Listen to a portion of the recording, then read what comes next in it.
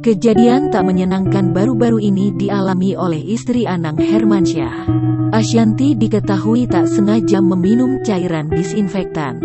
Sontak saja, aksinya tersebut membuat seisi rumah panik bukan kepalang.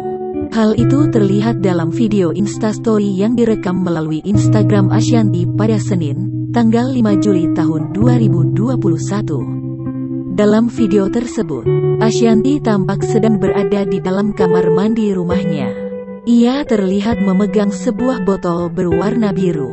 Mulanya, Ashanty menduga botol tersebut adalah obat kumur. Namun, faktanya cairan yang berada di dalam botol biru tersebut berisi cairan disinfektan.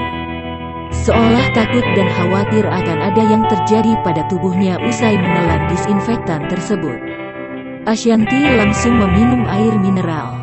Dalam story lainnya, Asya dan Arsy sampai ikut merasa khawatir dengan kondisi sang bunda.